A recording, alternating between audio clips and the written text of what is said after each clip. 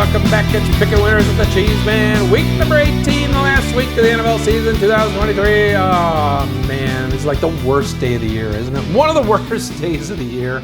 The last week of NFL season. Now, of course, we still get playoffs and Super Bowl and all that. And my big pool, the primary pool I call it, that Survivor pool runs through the playoffs and Super Bowl. We still have some people left in that one. How'd you do last week? Did you win? We would have taken Houston in the big pool. I also took Houston in another pool that ends this week. So it ends in the regular season. It's more of a standard Survivor pool. So it's down to me and another person there. Now, Cheezeman's top 5 last week. Ooh, bad week. Bad week. Thank God for January 1st college games. I made up for it. But my top 5 went 2 and 3 last week. Not very good. On the bonus side, look at that. Lose. Now, Cincinnati made me insane because I just don't understand these coaches. You know, it's the first half. Just kick the field goal, man. Take the 3 points. When you're 4th and 3 or 4 and you're at the, I don't know where they were at, 15, 10, 8-yard line, just kick the darn 3. Unreal. And that would have got our over. I guess that's why I'm most bitter about it. When you play overs, you hate these coaches that do that. You just want points, right? Anyway, 1,791 entries in the big pool. 3 remain. 1 was eliminated. Can you believe it? Philadelphia. I mean, you're the Super Bowl defending champs. You're up 21-6 on Arizona, who can't stop anybody. You have this prolific offense. I know your defense isn't all that great, but your offense should have put up 50 at that point, and you end up blowing the game. Unbelievable. Now Philly is not going to end up with that number 2 seed or winning that division. Dallas is in control of it. Interesting. So we're down to 3 people. You can see the winners. They chose Cleveland, Houston, and the Rams. Here's our metrics. This is straight up, and you can see the favorites have been having a terrific year, especially away favorites are a few points up. But so you wonder now if we're going to see a big week for the dogs, and the dogs pull these numbers back towards where they normally end up, right? That could happen. Thursday night favorites, you can see it ended up with a great season. We don't have a Thursday night game this week, so they end up at that 76%. That's a great year, one of the best we've ever had. Against the spread now, you can see once again, home teams and favorites have been killing it this year. Again, especially like away favorites are several points up. Home favorites are too. The over-under is still down at 46%, but I want you to remember, like several weeks ago, the under was winning 60%, over 60%. And so now you've seen, we've had 4 to 5 over weeks, and it's crept back up to 46%. Is it going to get closer towards that 50% mark that it typically sits at? And week 18, I'm going to show you some stuff. I got a lot of good week 18 stuff for you to take a look at. But week 18 is usually an over week. You can see 6-point favorites. They went 5-1 last week. So look at that. Normally we have 22 6-point favorite upsets in a season. Right now we have 21 with 1 week to go. The only problem this week is we only have 2 teams that are 6-point and higher favorites currently. So one of those will have to go down if we hit our normal 22, but otherwise it's pretty close. Here's our schedule for week 18. Speaking of that, Saturday we've got 2 games, no Thursday game, no Monday night game. We do have a Sunday night game. And as you know, in the last week of the season, it's all divisional rivalries, right? All divisional rivalries. So we have information on that. Rivalries. You can see we only have 2 favorites of 6 points and higher, but we do have 8 home dogs. 8 home dogs. That is a lot. Let's start taking a look at this. Here's our week 18 stuff. Okay, let's take a look at this. Kind of interesting. So we've only had 2 years of week 18s in the NFL, right? The last 2 seasons and all division rivalry games, right? So anyways, 32 games last 2 years, 20 of 32 have been home favorites. Now this week we have 8 and 8 home favorites and away favorites. So unusual there. But you can see favorites have won 65% of the time straight up in this last week, but against the spread, only 42% winners. That is a lot lower than normal, okay? Whereas the straight up number is pretty close to normal. As for home teams, straight up at 59, almost 60%, that's higher than normal for straight up. But against the spread, they're right where they normally are at about 48, 49%. Overs, 18 and 14, so that's a little bit higher than usual. Now, some interesting notes about week 18, okay? Check this out. Games where both teams have 0 playoff chances, right? Neither team is in the playoffs or has a chance to get in the playoffs.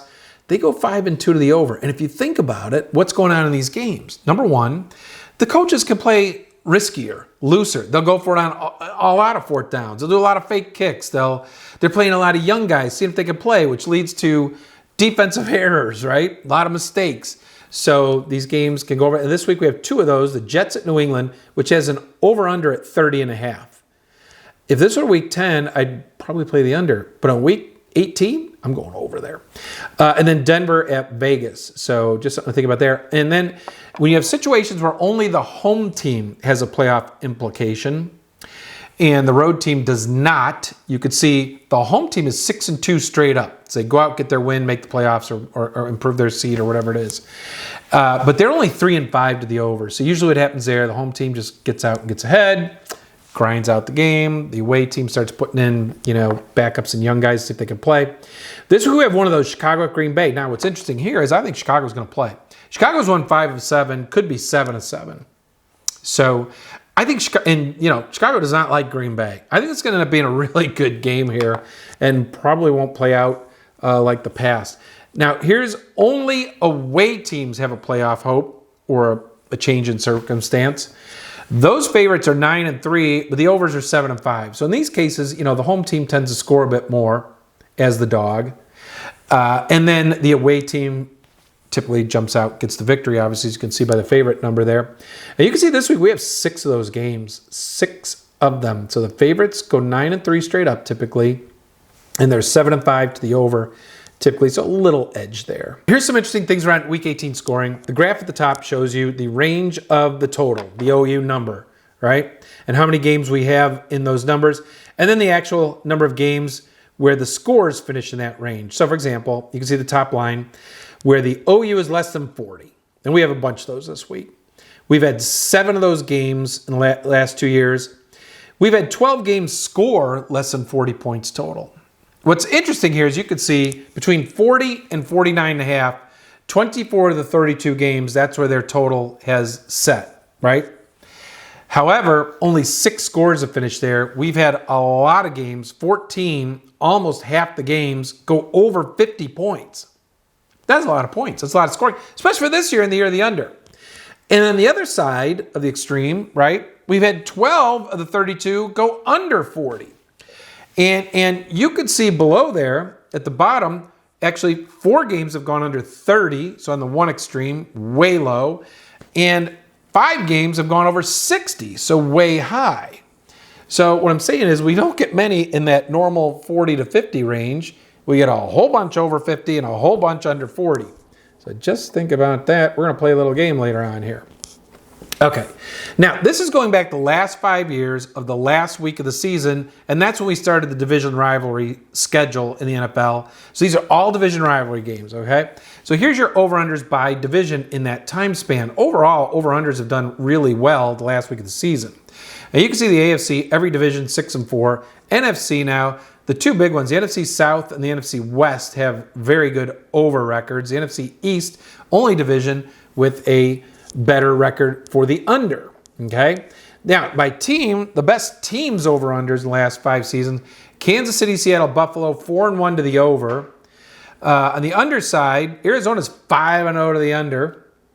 Jets and Giants, 4-1 to the under. When we talk about those 2 divisions, the NFC South and West, you could see their average over-under total is about 44 points, 45.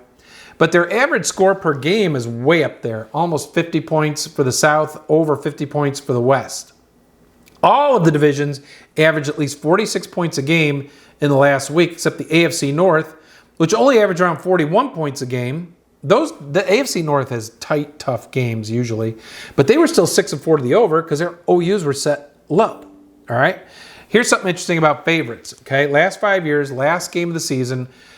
Favorites straight up, 58-22, 72% winners.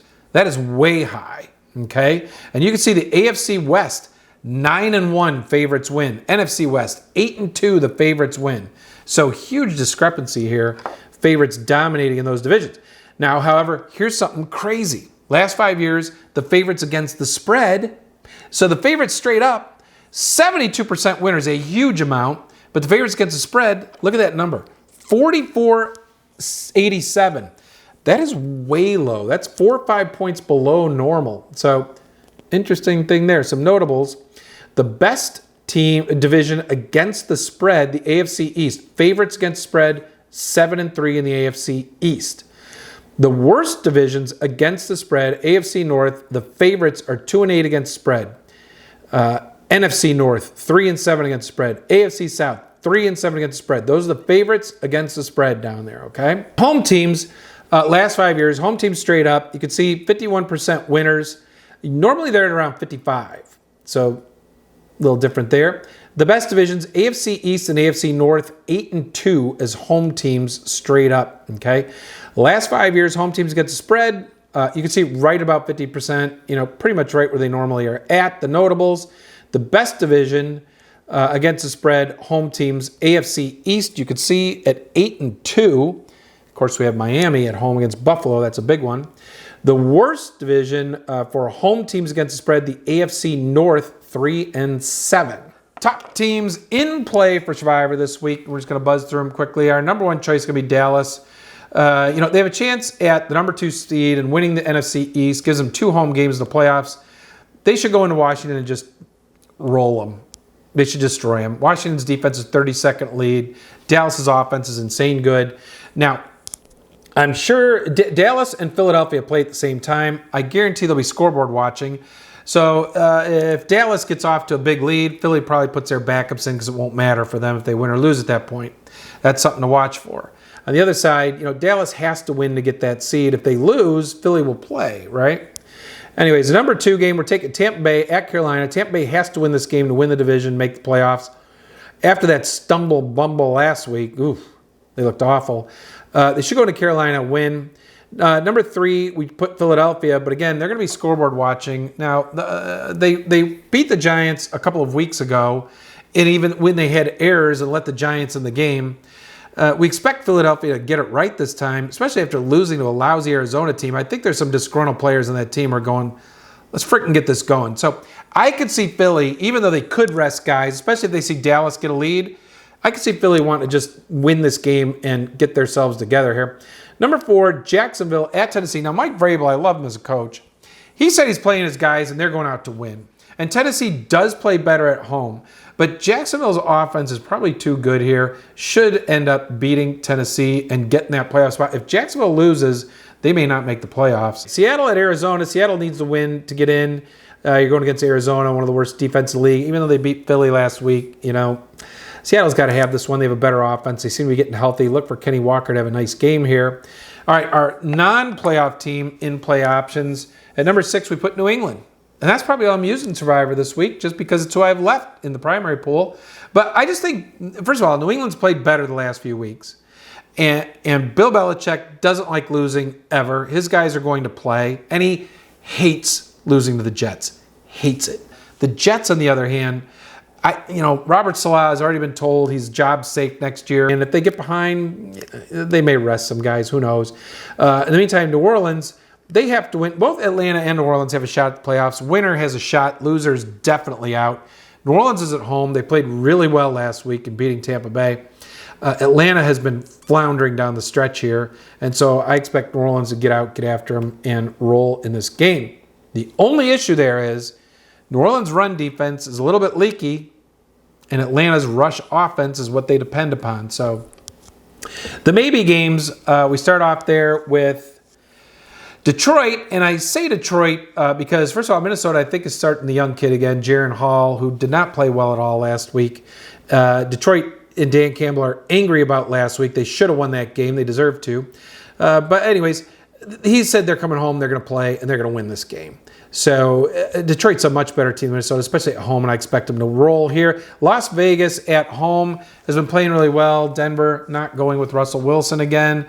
Vegas actually, the last 6 or 7 weeks here, their defense has been a top 3 or 4 defense. So I expect, and Vegas can run the ball and should do okay against Denver. I think they win this game. Number 10, Cincinnati. Cleveland has nothing at all to play for. Flacco's absolutely not going to play. Myles Garrett's going to get Defensive Player of the Year, whether you play him or not, so don't play him. I doubt they'll start some of their cornerbacks. So Cincinnati should have their way, honestly. I don't see it being a high-scoring game. Cleveland gives up a lot of points on the road anyway. So I like Jake Browning to get his pass yards this week. He's 5 for 6 on overs there.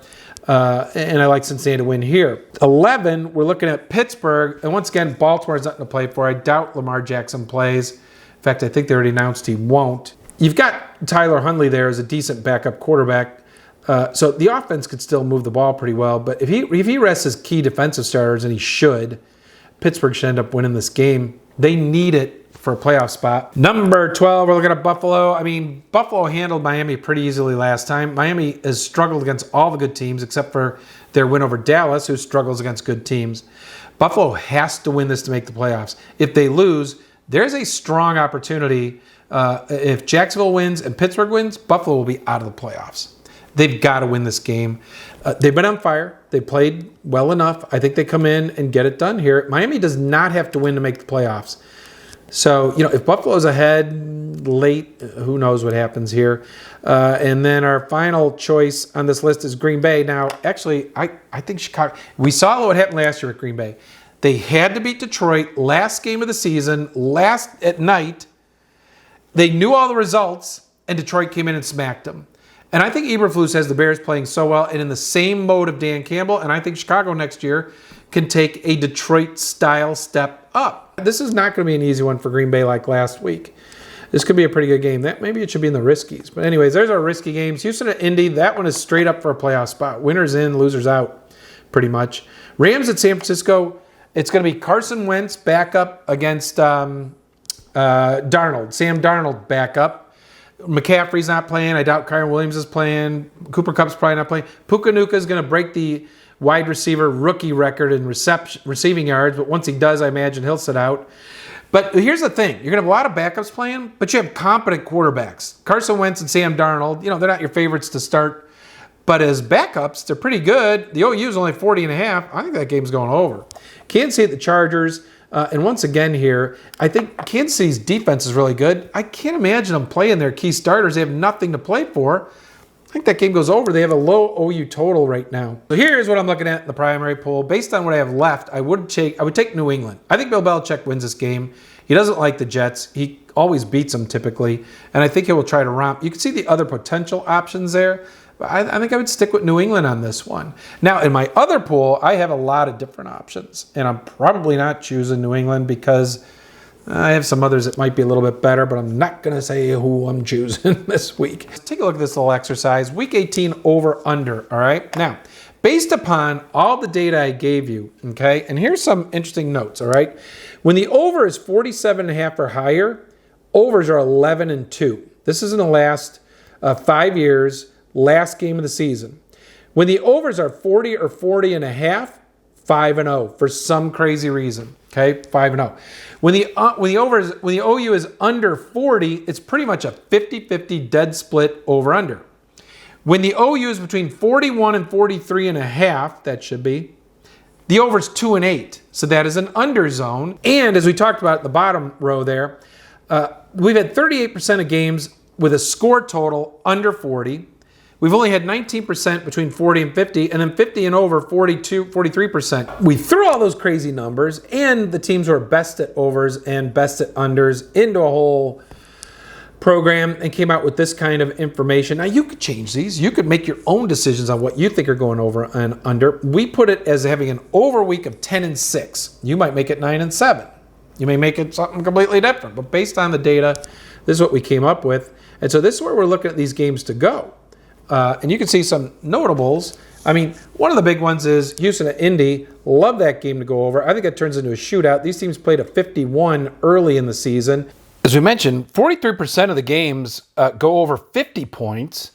And when you look at the games that have OU totals at 47.5 and higher, they're 11-2 to the over. So we're playing these crazy magic numbers, and this one fits that bill. Jets at New England down at 30.5. Like we talked about, teams that have no playoff implications at all are 5-2 to the over. Chicago and Green Bay, now that was the game where I struggled the most with. I'm like, okay, we're at 9-6. Do we make it 9-7 and make this game under, or 10-6 and make it over? Chicago should be able to run the ball against Green Bay. Green Bay is one of the worst rush defenses, and we have a combination of Fields and Herbert playing the way he's playing.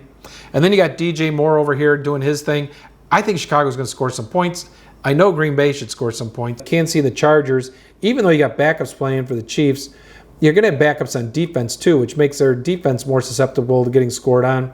Besides that, in the last 5 years, Kansas City 5-0 to the over in the final game of the season. Jacksonville, Tennessee, I'm putting this one as an under. However, I will say this, the AFC South tends to play overs, right?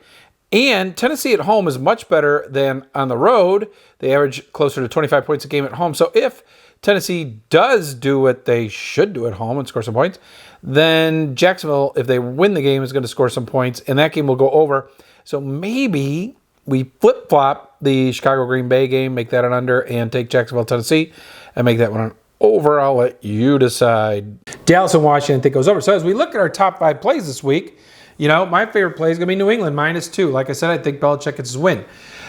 Kenneth Walker, rushing yards, I saw the total. Now, once again, I try to do the video as late in the week as I could, and there's still a lot of player totals that aren't out there for some reason. Anyways, but Kenny Walker's I saw it at 62.5, and I would take it over. Arizona's given up the most run 100-yard rushers. Seattle has to win this game. I expect Kenny Walker to have a great game this week.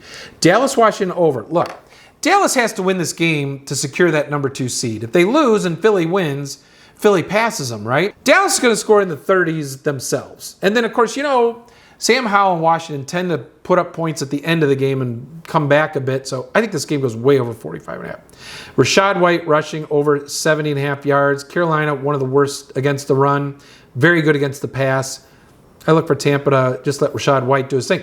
Jake Browning, I like his over. He's had 5 of 6 passing overs. I think Cleveland's going to rest a bunch of defensive players. Cincinnati will be at home. I just don't know what it is yet. But I think I would be over on that one. We'll see. On the bonus side, you can see New England and Jets over. I put that in there. San Francisco, LA Rams over. Told you about that. Khalil Herbert over 60.5 rushing yards for the Bears. He's had 2 great games in a row, and Green Bay's rush defense isn't that good. I could see him doing it again. Chiefs and Chargers, I told you why I like that over. And then Sam Howell over. See, now I saw his passing total down around 215.5. I like that for over. He's, let Dallas get a lead, and now he's just chucking it in the 3rd and 4th quarter and getting his yards. I'm kind of all in on Houston, Indy going over. Nico Collins is healthy. Devin Singletary's running the ball well. Indy's rush defense is not very good. So I think Houston's going to be able to score a pile of points here. And then Indy with Minshew should be able to chuck it all over against Houston. Their pass defense has not been that good this year. They give up a lot of 100-yard receivers, in fact. They're pretty good against the run, but I like this to go over. And so with that said, I really like Minshew's pass yards over. I think it's low enough where he does a great job there. Stroud, that guy's had 3 400-yard games, and I see him doing something like that again. I like Singletary's over. Pittsburgh -4 against Baltimore. I just think for Harbaugh, at some point you have to make sense in your brain, which is we're the number 1 seed. We have the best chance to get the Super Bowl. Why am I going to mess with any guys getting hurt right now? Don't freaking do it. Just don't do it. So I like Najee Harris rush over. In that regard, he's had a couple of games that have been fantastic since Mason Rudolph's come in, opened up the passing game a bit. And you might look at George Pickens. That guy's been on fire too for his receiving over. On the San Francisco-LA game, Eli Mitchell should start, but check it because it might be Mason, or even still, Mason may have a super low rushing total, and Shanahan's going to play both those guys. So pick one of the rushing overs, I think, hits for you. DeAndre Hopkins, Jacksonville's pass defense, one of the worst, gives up a ton of yards to receivers. So I don't know what that total is, have not seen it, but that's something I would look at, especially at home. And then Saquon Barkley, Philadelphia obviously is terrible against the pass. They're pretty good against the run. Last time they played, though, Barkley had 80 yards rushing. Kind of like looking at his rushing receiving over. Especially, think about this. If Dallas starts blowing out Washington, say at halftime, Sirianni may go, I'm benching my big guys. Just let the Giants win. Who cares? Because it doesn't matter at that point for them. And finally, the super special bonus play, the College Football National Championship. Now, I have to tell you, on New Year's Day, I ended up doing really well. I took Michigan in the over, and then Washington in the over, hit all 4, hit them with parlays, hit everything there. Before the tournament began, I picked Washington to win the whole thing. And I will say this. I had been saying all year long, Michael Penix, quarterback for Washington, should have won the Heisman Trophy. Washington is not Alabama's offense. It's much better. Washington has a great offensive line. You're not going to see Michigan get, just raiding the quarterback for 6 sacks in the first half, I don't think. And then Penix can chuck it all over the place. He has sensational receivers, a lot of speed. Washington will score more points than Alabama did. On the other side, Michigan should be able to run the ball. J.J. McCarthy obviously was nervous that game and did not play his best. I expect him to be a little more settled down this game, a little more confident, and Corum should have a big day. I think Michigan will score points. The over 55.5, that's the super sensational strategy play for the championship game. As for the game, Michigan, Washington's getting 4.5. Kind of like getting those points to 4.5. But the biggest play, take the over 55.5. A lot of college national championship finals end up going over, and this one's going to as well. All right, guys, here's my pick in the primary poll this week, going New England. Really appreciate CoopperGroup.com, our sponsor. Please check out their baseball bats, golf grips, drumsticks. Please like and subscribe to our channel. Check me out next week with a divisional playoff video. It's going to be really good. Gives you lots of information on the playoffs that has worked in the past few years, and we'll do it for the conference round, Super Bowl, etc. This has been week number 18. Pick winners with the Cheezeman 2023. Good luck, and we hope you survive.